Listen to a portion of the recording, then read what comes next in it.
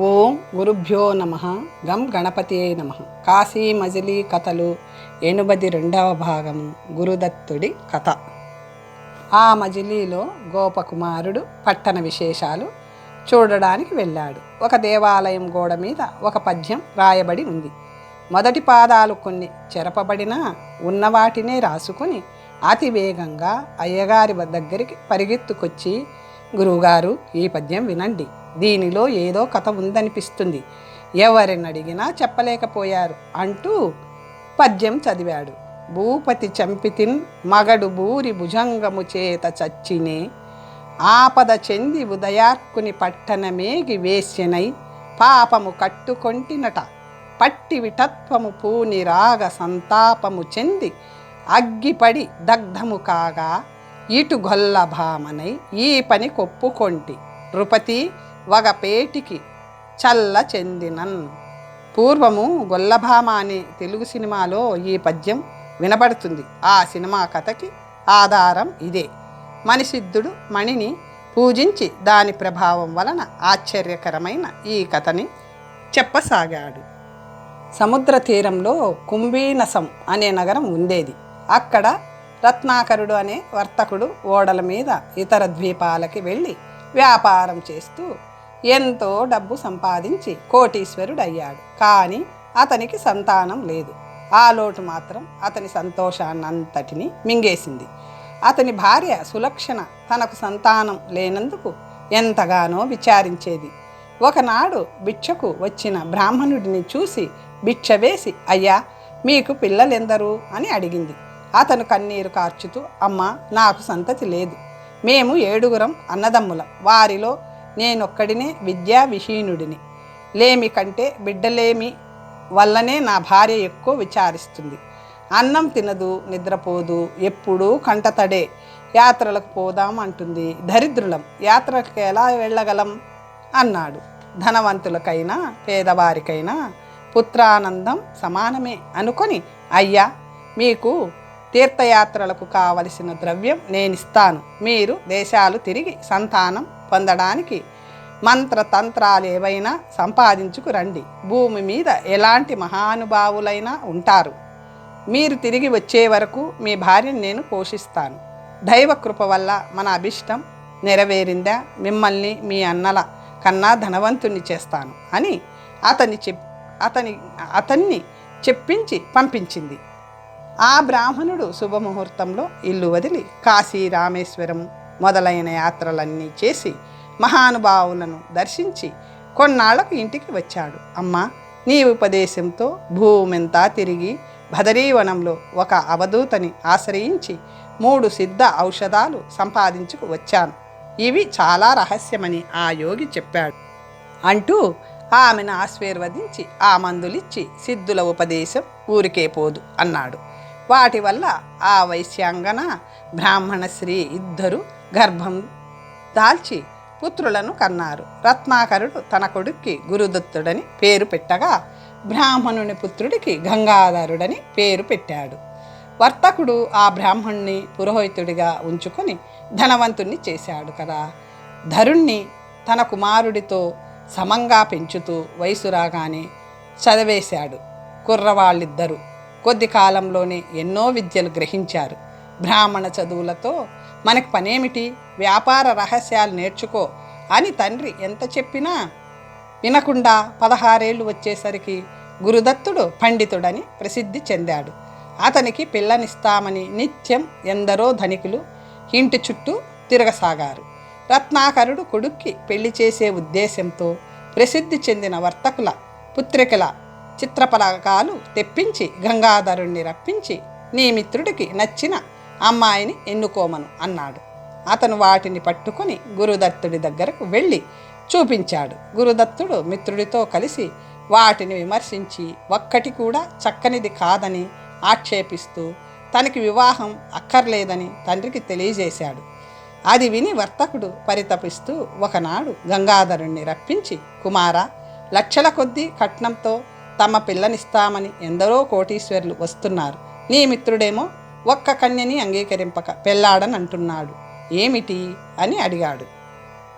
అది విని వర్తకుడు పరితపిస్తూ, నువ్వు ద్రవ్యలాభమే చూస్తున్నావు, కానీ కన్యా లక్షణాలు పరీక్షించడం లేదు. ఆ కన్యల్లో ఒక్కరూ చక్కని వారు కాదు, అందుకే అతను అలా చెప్పాడు అన్నాడు. రత్నాకరుడు, సరే అయితే ఆ లక్షణాలేమిటో నాకు తెలియవు, కాగితం మీద రాసి ఇవ్వమను అన్నాడు. గంగాధరుడు, మీ కుమారుడు పద్మినీ జాతి కన్యను కానీ పెళ్ళాడనంటున్నాడు, అలాంటి దానినిచ్చి పెళ్లి చెయ్యి అన్నాడు. రత్నాకరుడు, పద్మినీ జాత? ఆ మాట నేనెప్పుడూ వినలేదు. మా జాతికి ఆ జాతికి సంబంధాలు ఉన్నాయో లేదో మీ మాటలు నమ్మి చేస్తే కులం వాళ్ళు వెలివేస్తారు. గంగాధరుడు, పద్మినీ జాతి అంటే వేరే కులం కాదు, స్త్రీ జాతిలోనే అత్యుత్తమమైనది అన్నాడు. రత్నాకరుడు, నీ మిత్రుడి అభిలాష ఇదే కదా, ఎక్కువ కానుకలిచ్చేవారి పిల్లనే పద్మినీ జాతి అనిపిద్దాం అన్నాడు. గంగాధరుడు, ఇత్తడిని బంగారం అంటే ఎవరైనా నమ్ముతారా? పద్మినీ జాతి లక్షణాలు చెబుతాను విను. శ్లోకం. వ్రజతి మృదు సలీలం రాజహంసేవ తన్వి త్రివళి లలిత మధ్య హంసవాణి సువేష మృదు శుచి లఘు బుజ్గే మానిని గాఢలజ్జ ధవళ కుసుమవాసో వల్లభ పద్మిని స్యాత్ అంటూ శ్లోకాలు చదివాడు. రత్నాకరుడు, నీ మిత్రుడికెన్ని కోరికలున్నాయి, నీ సవ్వాసం వల్లే ఇదంతా అనుకుంటాను. సంసారపక్షంగా ఉండి స్త్రీలకు అందమేమిటి? పద్మినీ స్త్రీలు మా కులంలో లేరు, మీ కులంలో ఉంటే నువ్వు పెళ్ళాడు అన్నాడు. గంగాధరుడు, నీ కొడుకు నాకంటే చాలా శాస్త్రాలు చదివాడు, వాడికి నా ఉపదేశం అక్కర్లేదు అన్నాడు. రత్నాకరుడు, మీతో మేం మాట్లాడలేం, కుల విద్య నేర్పించక శాస్త్రాలు చదివించడం నాదే తప్పు. పుస్తకాల్లో రాసినట్లు భార్యలు ప్రవర్తించాలని కోరుకుంటున్నారు, అది జరిగేది పని కాదు. సరే, మీకు కావలసినంత డబ్బిస్తాను, పరివారాన్ని ఇస్తాను, దేశాటనం చేసి మీ ఇష్టం వచ్చిన పద్మినీ స్త్రీలను ఎంచుకొని పెళ్ళాడి ఇంటికి తిరిగి రండి అన్నాడు. వాళ్ళ కోరిక అంతకు మునుపు నుంచే ఉండడంతో రత్నాకరుడి మాటలకు అంగీకరించి ఒక శుభముహూర్తంలో దేశాటనం చేయడానికి బయలుదేరారు. వాళ్ళు ప్రతి గ్రామానికి వెళ్ళడం, భాగ్యవంతులైన వర్తకుల ఇళ్లకు వెళ్ళి వాళ్ళ ఇంట ఉన్న కన్యల్ని పరీక్షిస్తూ అందంగా ఉన్న తెలివితేటలు లేని వారిని తిరస్కరించడం చేయసాగారు. నచ్చిన కన్య ఒక్కరూ వారికి కనపడలేదు. ఒకనాడు వాళ్ళు ఒక గ్రామంలోని సత్రంలో బస చేశారు. వివిధ ప్రదేశాల నుంచి వచ్చి ఉన్న వర్తకులని పలకరించి వారిని వివరాలు అడిగారు. వాళ్ళల్లో ఒకడు, అయ్యా, మాది కుంభకోణం, మేము వర్తకులం, మా యజమాని చాలా భాగ్యవంతుడు, అతను తన కుమారుడికి పెళ్లి చేద్దామని దుర్గానగరంలో కుముదాంగుడి కూతురు పద్మిని అనబడే చిన్నది సౌందర్యవతి చతుర అని లోకుల వలన విని ఆమెను అడగడానికి మమ్మల్ని పంపించాడు. మేం వెళ్ళి ఆ వైశ్య శిఖామణికి మా సందేశం తెలియజేశాం. అతను వరుని విద్య, రూపం, గుణం గురించి అడిగాడు. మేము, అయ్యా, మా యజమానికి ఒక్కడే బిడ్డ అవడం వల్ల గారాబంగా పెంచి విద్యలు నేర్పించలేదు. రూపం విషయానికొస్తే పురుషుడికి రూపం ఎందుకు? వారి సిరి సంపదలు అన్నిటికీ చాలు, నీ పుత్రిక ఇంద్రభోగాలు అనుభవిస్తుంది అన్నాం. అతను నవ్వుతూ తన పుత్రికను పిలిచి చెప్పగా ఆమె పెదవి విరిచి మాట్లాడకుండా అవతలికి వెళ్ళిపోయింది. అప్పుడు అతను, అయ్యా, మాకు విద్య, రూపం, శీలాలు ప్రధానం, సంపదను అంతగా పట్టించుకో, మాకున్నది ఇది ఒక్కతే, మా ధనమంతా ఏం చేసుకోవాలి? మా పద్మినికి తగిన వరుడితో వివాహం చేయకపోతే నిందపడిపోమా? మా పద్మిని అభిప్రాయం కూడా అదే అన్నాడు. మేము మరో దారి లేక ఇంటి దారి పట్టాం అన్నాడు అతను. వారి మాటలు విని గంగాధరుడు సంతోషిస్తూ, అయ్యా, మీరు ఆమెను చూశారా? ఆమె సౌందర్యం ఎలా ఉంది అని అడిగాడు. ఆమె 13 ఏళ్ల వయసులో ఉంది. ఆ అందం చూసి తీరవలసిందే తప్ప వర్ణించడం కవులతరం కూడా కాదు. మేం వెళ్ళొస్తాం అని వాళ్ళ మాటలు పట్టుకొని వెళ్ళిపోయారు. గంగాధరుడు గురుదత్తుడితో, తమ్ముడా, పద్మినిని కాక ఇతరులను పెళ్ళాడనన్న నీ శపథం నెరవేరేటట్లే ఉంది. వీళ్ల మాటలు మనకి శుభం పలుకుతున్నట్లే ఉన్నాయి. ఇంకా ఆలస్యం ఎందుకు? వేగంగా ఆ నగరం పోదాం పద అన్నాడు. ఆమె నన్ను మాత్రం వరిస్తుందా?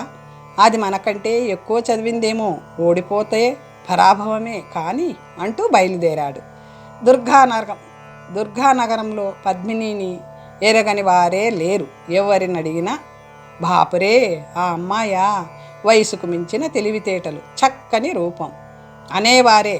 కుముదాంగదుడికి రాజుగారి కొలువులో కుల పరిపాటిగా వచ్చే షరాబు అంటే డబ్బు లెక్క పెట్టే పని ఉంది. వాళ్ళిద్దరూ అతని 7 అంతస్తుల మేడ ఇంటికి పోయి వీధి అరుగు మీద కూర్చొని షరాబుగారున్నారా అని అడిగారు. లోపలి నుండి వచ్చిన దాసి, మీరు లోపలికి దయచేసి చావిడిలో కూర్చోండి, మీదే ఊరు, ఏం పని మీద వచ్చారు అని అడిగింది. గంగాధరుడు తమ గురించి చెప్పి, మేము బాటసారులం, ఈ నగరంలో కుముదాంగదుని ప్రసిద్ధి విని కుల పరిపాటిగా ఇతను చూడడానికి వచ్చాడు, వేరే పనేమీ లేదు అన్నాడు. ఆ మాటలను లోపల నుంచి విన్న పద్మిని మరో పరిచారిక చేత వాళ్ళు కాళ్ళు కడుక్కుందుకు బంగారు చెంబుతో నీళ్లు పంపించింది.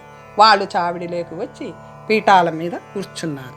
అక్కడ ఒక సుందరమైన చిత్రాన్ని చూసి వాళ్ళు మెచ్చుకోలుగా మాట్లాడుకున్నారు. చిత్రంలోని స్త్రీ పద్మిని జాతి స్త్రీ అని గంగాధరుడు అన్నాడు. తన జన్మ ధన్యమైందన్నాడు గురుదత్తుడు. ఇంత దేశం తిరిగినా ప్రత్యక్షంగా పద్మిని జాతి యువతిని చూడలేకపోయాం, కనీసం చిత్రాన్నైనా చూడగలగడం అదృష్టమే అని అతను అంటుంటే పరిచారిక పళ్ళు తెచ్చి వారిని తినమంది. వారు అడగ్గా ఆ చిత్రపలకం అమ్మాయి గారిదని, పేరు పద్మిని అని చెప్పింది. గొప్ప గొప్ప పండితులు వచ్చి ఆమె ముందు ఓడిపోయి వెళ్తారని చెప్పింది. లోపలి నుంచి పద్మిని, మూర్ఖురాలా, తెలిసి తెలియని మాటలాడకు వారి ముందు అంటూ మందిలించింది. ఆమె కంఠధ్వని మనోహరత్వానికి వాళ్ళు ఆశ్చర్యపోయారు. గంగాధరుడు పొంగిపోతూ, పద్మిని ఇటు రావమ్మా, నీ విద్యా విశేషాలు వినే నిన్ను చూడాలని వచ్చాం. నువ్వు పండితులతో సంభాషిస్తావని విన్నాం, ఒకసారి మా వేణులకు విందు చెయ్యి అన్నాడు. సముద్రం అంతటిని చేతిలో ఇముడ్చుకున్న అగస్త్య మహర్షి భార్యతో సీతాదేవి తన భర్త సముద్రానికి సేతువు కట్టాడని ప్రగల్భాలు పలికితే ఎలా ఉంటుందో మీ ముందు నేను విద్వాంసురాలినని చెప్పుకుంటే అలాగే ఉంటుంది. మీరు మహావిద్వాంసులు, దాసి దాని మాటలు పట్టించుకోకండి, పళ్ళు తినండి, మా తండ్రి వచ్చే వేళ అయింది, మాట్లాడుదురుగాని అంది పద్మిని. ప్రసంగంలో ఆమె తెచ్చిన ఉపమానాన్ని గంగాధరుడు ప్రశంసించాడు.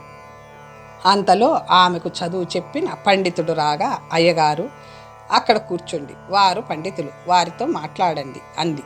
చిత్రపలకాన్ని చూస్తున్న వారిద్దరినీ చూసి, అయ్యా మీరెవరు, ఏం చదువుకున్నారు, పండితులు మీరేనా అని అడిగాడు. గంగాధరుడు సంస్కృత భాషలో ఉపన్యసించి తన విద్యాపాఠవంతో అతన్ని ఆశ్చర్యపరిచాడు. ఆ ఉపన్యాసం విని తుదా మొదలు కానలేక తెల్లబోతున్న ఆ గురువు పక్షం వహించి గురుదత్తుడు గంగాధరుడి యుక్తులను కొన్నింటిని ఖండించాడు. ఆ ప్రసంగంలోని వారి పాండిత్య విశేషాలను లోపల నుంచి వింటున్న పద్మిని ఆశ్చర్యపోతూ కిటికీలో నుంచి గురుదత్తుడిని తదేక దృష్టితో చూడసాగింది. గురువు వారి విద్యాపాఠవానికి ఆశ్చర్యపడి, మీ వయసు చిన్నది కానీ మీ పాండిత్యం గొప్పది, మీదే ఊరు, ఇక్కడికి ఎందుకు వచ్చారు, మీ వివరాలు చెప్పి నాకు ఆనందం కలుగజేయండి అని కోరాడు.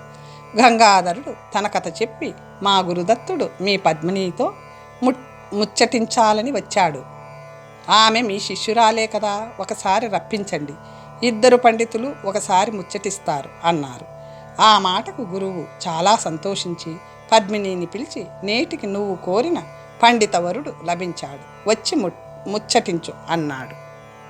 ఆమె గుమ్మం వద్దకు వచ్చి, గురువరా, వారు శ్లేష కవులు, వారితో మనం ముచ్చటించగలమా అంటూ సిగ్గుపడింది. మీ తండ్రి వచ్చే వేళ అయింది, మీరు వచ్చిన పని అతనికి చెబితే తీర్చగలడు, చిన్నదానిని నాకేం తెలుస్తుంది, అదీ కాక మీ సహోద్యాయులు మా వారు కదా, మా ఇంట్లో భోంచేస్తారు, మీరు మా గురువుగారింట్లో భోంచేయొచ్చు అంది వినయంగా.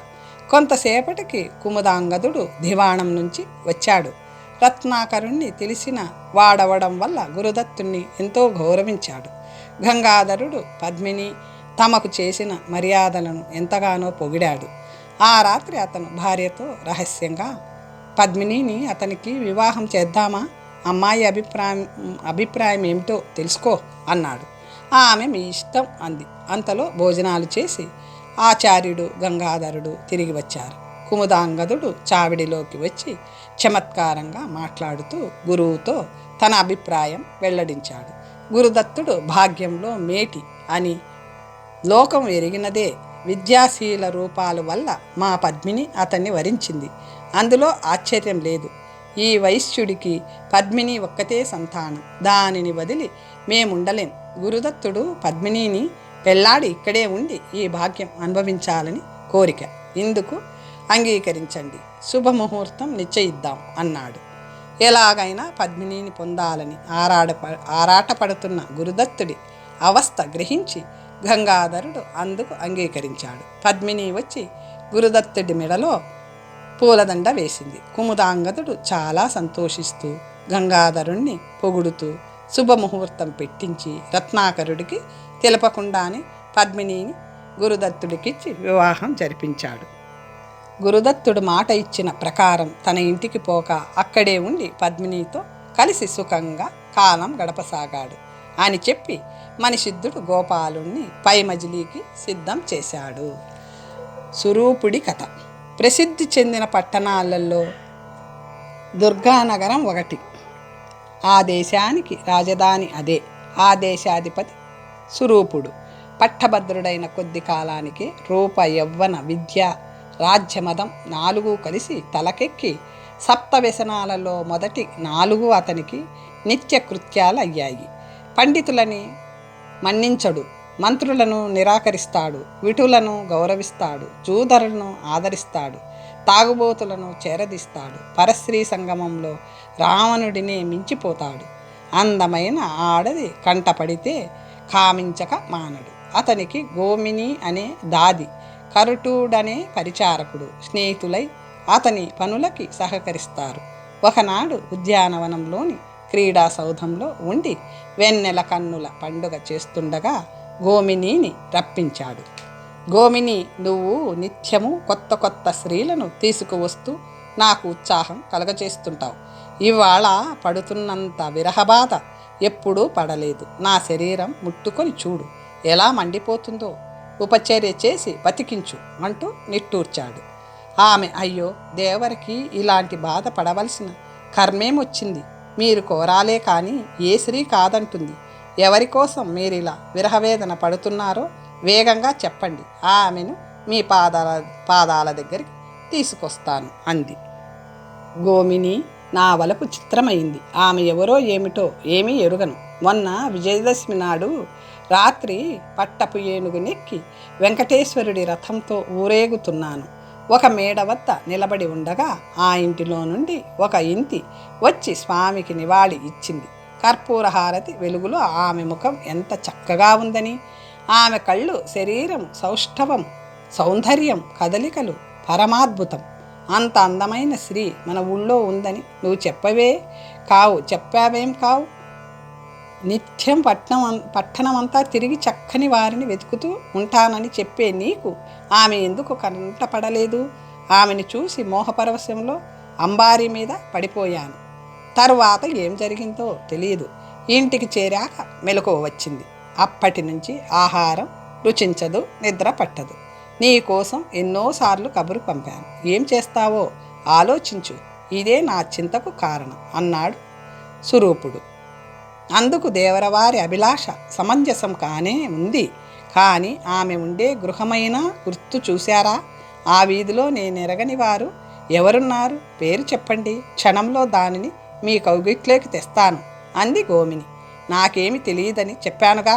వీధి తప్ప దిక్కు కూడా తెలియదు అన్నాడు అతను నిట్టూర్చుతూ. అప్పుడు ఆమె కొంచెం సేపు ఆలోచించి అతని చెవిలో ఏదో చెప్పింది.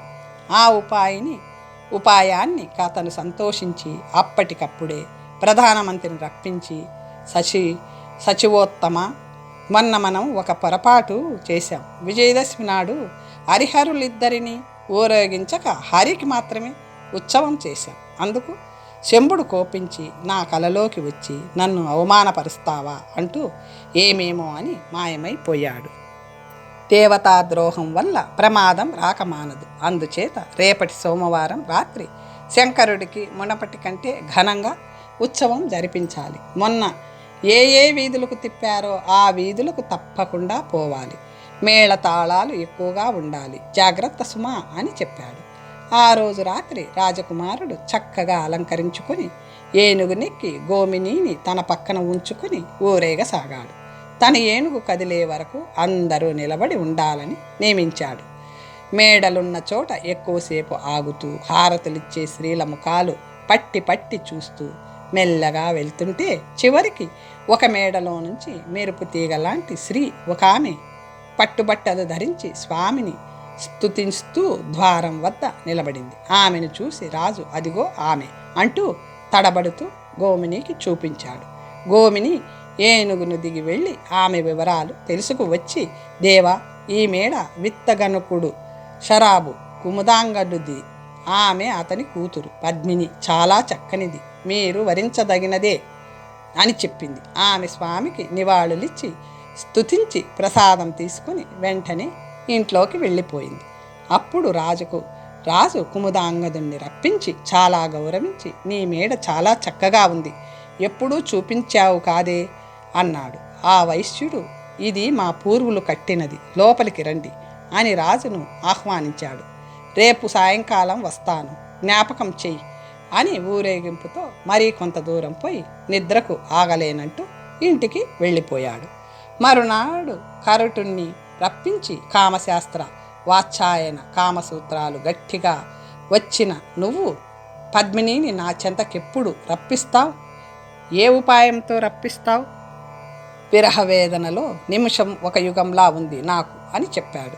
అందుకు కరుటుడు, దేవా, దాని చరిత్ర నాకు ఇదివరకే తెలుసు. ఎన్నోసార్లు పండిత వేషంలో వాళ్ళింటికి వెళ్ళాను.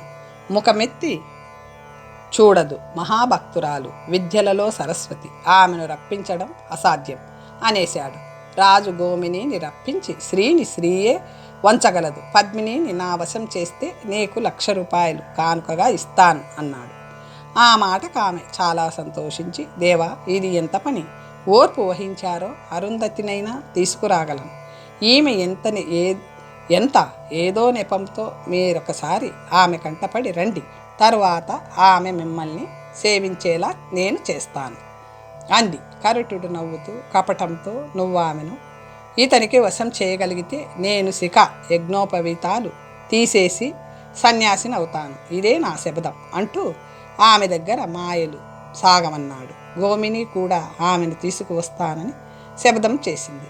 ఇద్దరూ కలహించుకుంటుంటే రాజు గోమిని పక్షం వహించి కరటుణ్ణి మందలించాడు.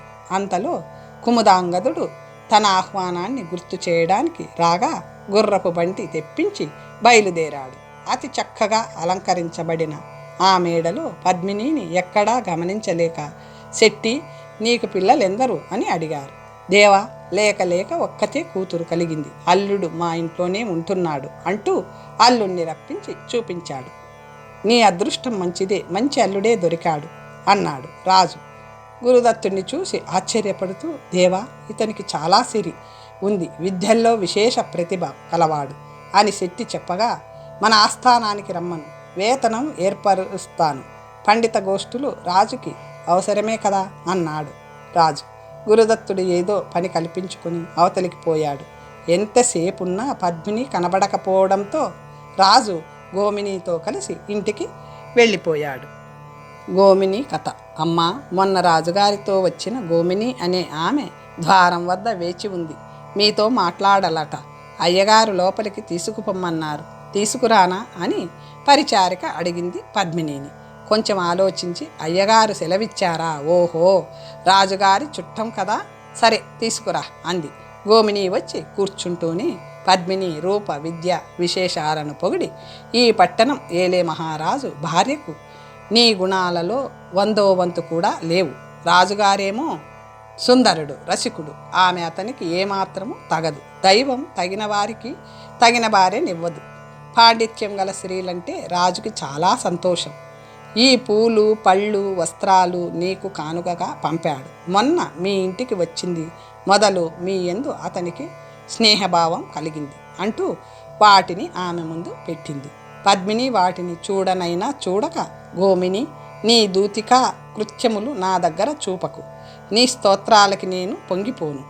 ధర్మబుద్ధితో ప్రజలను బిడ్డలుగా చూస్తూ దుష్ట శిక్ష రక్షణ చేయడం రాజధర్మం. కానీ రసికుడవడము, శ్రీ విద్యాలాలసుడవడము రాజతంత్రానికి అవసరం కావు. దుర్వ్యసనాలలో ఆసక్తి పడితే రాజు సిరి త్వరితంగా క్షీణించిపోతుంది. నాకు ఈ కానుకలు పంపడం అతనికి భావ్యం కాదు. నా చక్కదనాన్ని ప్రశంసించే అవసరం అతనికి ఏమిటి? సంసార స్త్రీ చరిత్రతో అతనికేం పని? నాకు ఈ కానుకలు వద్దు, తీసుకుపో. ఇలాంటి మాటలు నా వద్ద ఎప్పుడూ చెప్పకు అని అవతలికి పోయింది.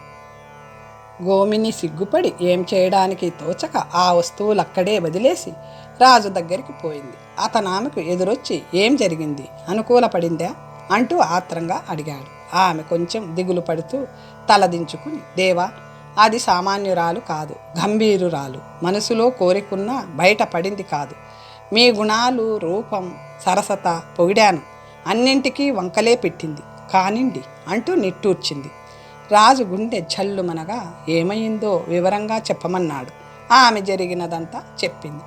అతను అది విని విచారిస్తుంటే, తొందరపడకండి, ఆడదాని మనసు క్షణానికి ఒకలా ఉంటుంది, కార్యం సాధిస్తాను కదా అని అతన్ని సముదాయించింది. ఎన్నోసార్లు గోమిని పద్మిని ఇంటికి వెళ్ళింది. కానీ పద్మిని దాని మాటలకు లోబడలేదు. చివరికి అది విసిగిపోయి రాజు వద్దకు వచ్చి, దేవా, నేను ఎందరినో చూశాను, కానీ ఇలాంటి గడసరిని ఎక్కడా చూడలేదు. మనం ఏమన్నా అది తప్పే అంటూ శ్లోకాలు చదువుతుంది. మనకే నీతులు చెబుతుంది. దేవర ప్రవర్తనే బాగులేదన్నా దానితో ఇంకేం మాట్లాడతాను అంది. ఆ మాటలకి రాజు కోపగించి, మాకే తప్పులు పట్టిందా? దాన్ని వరించడం మా అనుగ్రహంగా భావించక గర్వంతో వెక్కిరిస్తుందా? సరే, స్త్రీలు సామంతో లొంగరు. లోకోపవాదానికి వెరచి ఇన్నాళ్ళు ఓర్చాను, చూసుకో. ఇక నా చివరి సందేశం తెలిపిరా అంటూ తన సందేశాన్ని ఇలా చెప్పాడు. మంచిగా మా రాజుతో కూడితే సామ్రాజ్య సుఖం అనుభవించగలవు, లేకపోతే నిన్ను బలాత్కారంగా అయినా పరాభవించక మానడు. నీ భర్తని, తల్లిదండ్రుల్ని చెరపట్టి సంపదంతా లాక్కుంటాడు. అప్పుడు నీకెవరు అడ్డుపడతారో చూస్తాం అని నిర్భయంగా చెప్పిరా అని దాన్ని పంపాడు. గోమిని నిర్భయంగా పద్మిని దగ్గరకు వెళ్ళి, నీతో ఒక రహస్యం చెప్పాలి అంది. నీ రహస్యాలు నాకు అక్కర్లేదు. నిన్ను మా ఇంటికి రావద్దని చెప్పలేదా? మళ్ళీ ఎందుకు వచ్చావు అంది పద్మిని కోపంగా. తల్లి, కోపగించకు, ఇది నా కడపటి సందేశం.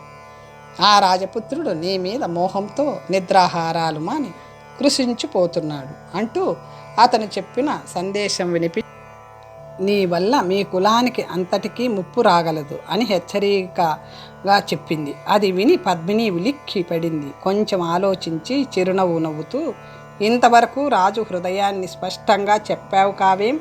నువ్వు సందిగ్ధంగా చెబుతుంటే నేను సరిగా చెప్పలేదు. రాజే కోరితే కాదనే వెర్రివాళ్ళుంటారా? ఇవాళ నువ్వు బయటపడ్డావు కనుక అంగీకరించాను. నేను మగనాలిని కదా. నువ్వు మాటి మాటికి వస్తుంటే అనుమానపడుతున్నాడు. రాజుని కలుసుకోవడం సామాన్యమా? మంచి ఉపాయం ఆలోచించాలి. 4 రోజులు పోయాక రా, చెబుతాను అంది.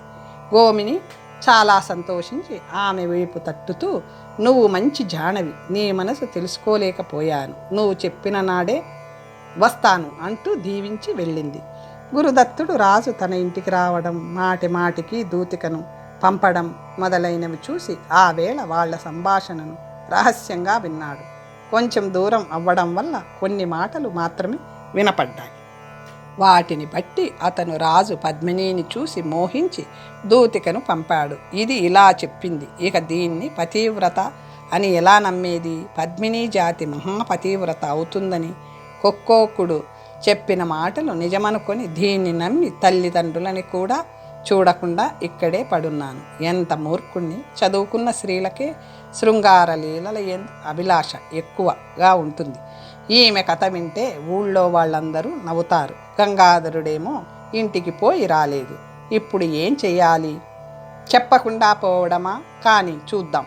4 రోజులలో అది మళ్ళీ వస్తుంది కదా, అప్పుడు వాళ్ళ మాటలని బట్టి చూద్దాం అనుకున్నాడు. గోమిని రాజు వద్దకు పోయి ఆనందం పట్టలేకపోతూ, దేవా, నీ అభిష్టం తీరింది. పద్మిని వశమయ్యింది. కరుటుడిని పందెంలో గెలిచాను అనేసరికి అతను వివరంగా చెప్పమని కోరాడు. ముందుగానే పారితోషికం ఇస్తున్నానంటూ కడియం తీసి ఇచ్చాడు. అప్పుడు గోమిని జరిగినదంతా చెప్పింది. గోమిని, నేననుకోవడం కాదు, కానీ నా రూపం, నా రసికత, నా యవ్వనం చూసిన ఏ రసిక యువతి విరహం చెందదు. సరే, ఎప్పుడు రమ్మంది అని అడిగాడు ఆత్రంగా. 4 రోజులు ఆగాలి అందామె.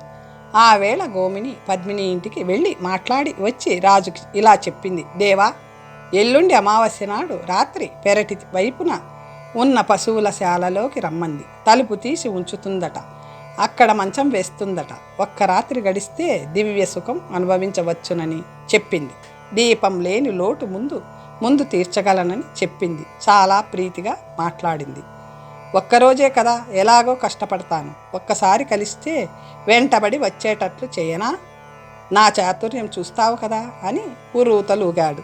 పద్మిని గోమినితో మాట్లాడినదంతా విన్న గురుదత్తుడు పద్మినిని నమ్మినందుకు పశ్చాత్తాపడుతూ, స్త్రీలలో పతివ్రతే ఉండదనుకుంటూ ఆమెను ప్రాణంలా చూసుకుంటున్నందుకు సిగ్గుపడుతూ, ఆ అమావాస్య చర్య చూసి వారిద్దరిని ఆ మంచం మీదే కడతెర్చి ఇంటికి పోదాం అని కత్తి నూరసాగాడు. అమావాస్య నాడు తెల్లవారింది మొదలు సురూపుడు ఘడియలు లెక్క పెట్టసాగాడు. పర్వదినమైన క్షురకర్మ చేయించి మీసాలు దిద్దించాడు. పన్నీటితో జలకాలాడాడు. ఎన్నెన్నో దుస్తులు, నగలు మార్చి ధరించాడు. పొద్దుగుంకడమేమిటి, పోదాం పద అన్నాడు గోమినితో. ఆమె నవ్వుతూ, దేవా, రాత్రి 12 గంటలు కొట్టినప్పుడే అక్కడుండాలి.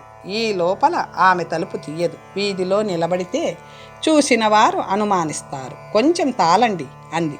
అతనెలాగో 10 గంటల వరకు నిగ్రహించుకొని, ఇక నిలవలేను పద అంటూ గోమినిని తొందరపెట్టి నల్లని బట్ట ముసుగు వేసుకొని గోమిని దారి చూపుతుంటే మెల్లగా నడుస్తూ కొంతసేపటికి కుముదాంగదుడి ఇంటి పెరటి గుమ్మం దగ్గరికి చేరిపోయాడు. గోమిని ముందు వెళ్ళి తలుపు ఓరగా వేసి ఉండడం చూసి సంతోషించి రాజు చేయి పట్టుకుని లోపలికి తీసుకుపోయి చీకట్లో తడుముతూ రాజుని మంచం మీద కూర్చోబెట్టి, నేను బయట ఉంటాను, ఆమె ఇప్పుడే వస్తుంది అని తలుపు చేరవేసి బయట కూర్చుంది. కొంతసేపటికి గురుదత్తుడు వచ్చి తలుపు గొళ్ళెం వెయ్యక పోవడం, మంచం వేయబడడం, దాని మీద ఎవరో పడుకొని ఉండడం చూసి పద్మినిని నిశ్చయంగా దుష్కార్యానికి పాల్పడుతుందని నిశ్చయించుకుని నూరిన కత్తిని తన గదిలో మంచం పక్క పెట్టుకుని కపట నిద్ర నటించసాగాడు. పద్మిని భర్త గుర్రు విని మెల్లగా లేచి ఒక కాగితం తీసుకొని దీపం వెలుగులో ఇలా రాయసాగింది. మహాజనులారా, ఈ రాజు పరశ్రీలోలుడై మంచి చెడ్డలు విచారించక నన్ను చూసి మోహించి నా తల్లిదండ్రులను బంధువులను నిర్బంధించి చెరసాలలో పెట్టించి నన్ను బలాత్కారంగా తీసుకుపోతానని దూతిక ద్వారా తెలియజేశాడు. అందుకు భయపడి మరో దారి లేక అంగీకరించినట్టు నటిస్తూ ఈ రాత్రి మా ఇంటికి రమ్మని సాంకేతికం ఏర్పరిచాను. ఇప్పుడే దుష్టుణ్ణి చంపి నా పాతివ్రత్యం కాపాడుకున్నాను. ఇలాంటి పాపాత్ముడు రాజుగా ఉండడం కంటే ప్రజలకు మరొక ఉపకారం లేదు. ఈ ద్రోహి మూలంగా సత్యసంధుడు తల్లిదండ్రులని సిరి సంపదలని విడిచి నాతో ఉంటూ ప్రాణం కంటే నన్నే ఎక్కువగా చూసుకుని భర్తని విచారంలో ముంచి ప్రాణాలు వదులుతున్నాను. నేను చేస్తున్న ఈ పని నా భర్తకు కానీ తల్లిదండ్రులకు కానీ తెలియదు. మీరు వారిని దండించవద్దు. జన్మ జన్మలకు నాకు గురుదత్తుడే భర్త అవ్వాలి. ఓ మనోహర, గురుదత్త, నువ్వు నన్ను పరీక్షించి పెళ్లి చేసుకున్నావు. నా కోసం నీ తల్లిదండ్రులని సిరి సంపదలని వదిలి వచ్చావు. కానీ నీతో సుఖపడే యోగం నాకు లేకపోయింది. ఆ వేళ దేవతోత్సవాలలో నన్ను చూసింది మొదలు ఈ దుర్మార్గుడు పంపే వార్తలకు లెక్కలేదు. మీతో చెబితే ఏమంటారో అని చెప్పలేదు. చివరికి ప్రాణ సంకటం అయింది. మీరు నన్ను దుష్టురాలిగా తలపక పుణ్యలోకాలకి పోయేటట్లు దీవించండి. మీకు ఇదే కడపటి నమస్కారం.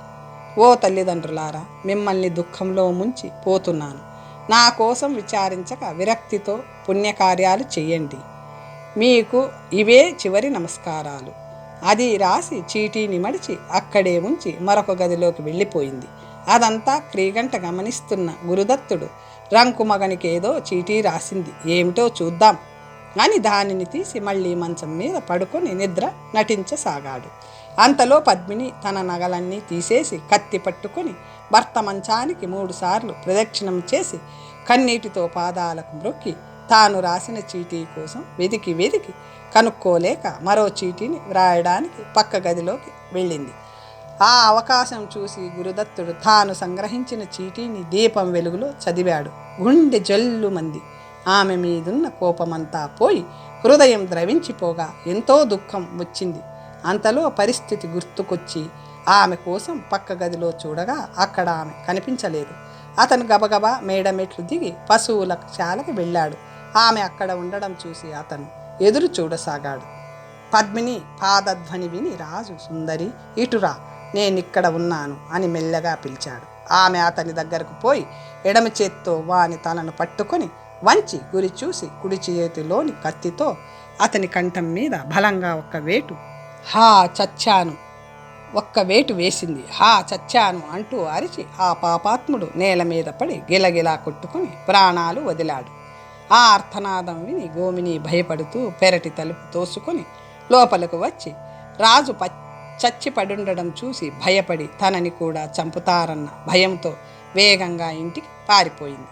గురుదత్తుడు భార్య చేసిన సాహసం కళ్ళారా చూసి భయపడుతూ చటుక్కున వచ్చి ఆమెను పట్టుకొని కత్తి లాక్కొని ప్రమాదం చేశావు అని గద్గద స్వరంతో అన్నాడు. భర్తని గుర్తుపట్టి ఆమె, అయ్యో, మీరిక్కడికి ఎలా వచ్చారు? నా ప్రయత్నానికి ఆటంకం కలుగజేశారే, వదలండి, ఈ క్రూరుణ్ణి ముట్టుకున్నందుకు చచ్చిపోతాను అంది. అందుకు ప్రేయసి, ఆత్మహత్య మహాపాపం కదా, ఇలాంటి పనికి ఎందుకు పూనుకున్నావు? వీడెవడు? ఇక్కడికెందుకు వచ్చాడు? వీడినెందుకు చంపావు అని అతను ఏమీ ఎరగని వాడిలాగే అడిగాడు. ఆమె అంతా చెప్పి తనని వదలమని బతిమాలింది. అతను నవ్వుతూ, లోకకంటకుడైన ఈ రాజుని చంపి ప్రజలకు ఉపకారమే చేశావు.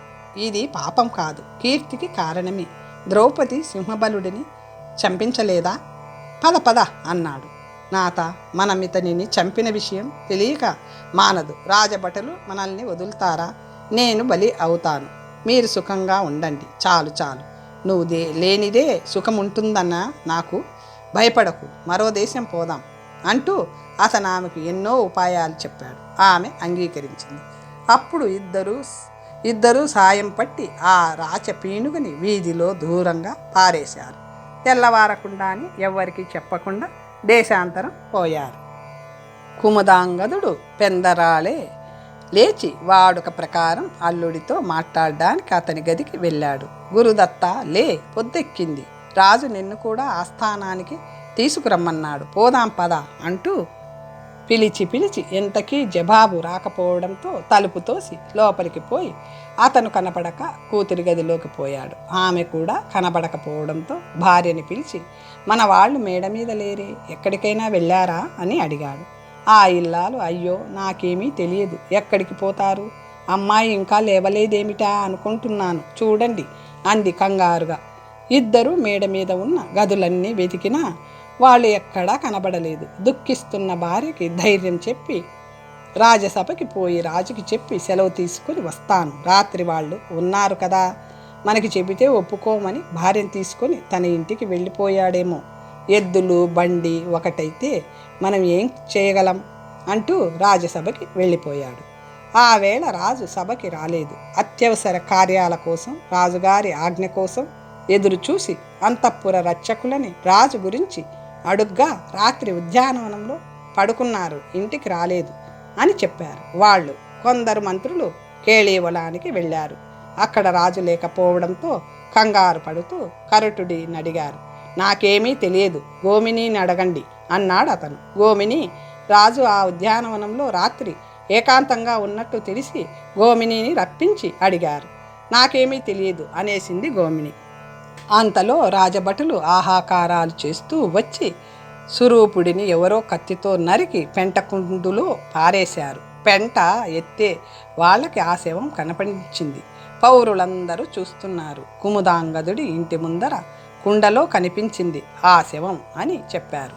మంత్రులందరూ అక్కడికి పోయి కంఠం నరకబడి ఉన్న ఆ రాచపీనుగుని చూచి విలపించారు. రాజు శరీరమంతా చక్కగా అలంకరించబడి ఉంది.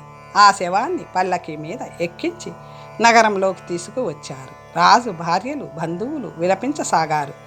అతను ఎందుకు ఎలా చనిపోయాడో ఎవరికీ తెలియదు. మంత్రులు గోమినీని నిర్బంధించి బెదిరించగా అప్పుడు అది యథార్థం చెప్పింది. అప్పుడు మంత్రులు రక్షక భటులతో వెళ్ళి కుమదాంగదుని ఇల్లు ముట్టడించారు. పశువుల శాలలో రక్తం మరకలు కనిపించాయి. ఇల్లు వెతకగా పద్మిని రాసిన ఉత్తరం కనిపించింది. రాజు చేసిన దుష్కార్యమే అతన్ని చంపించిందని మనసులో భావించిన దండనీతి ప్రకారం కుముదాంగదుణ్ణి నిర్బంధించి మీ వాళ్ళు ఎక్కడికి పోయారో చూపించు అని అడిగారు.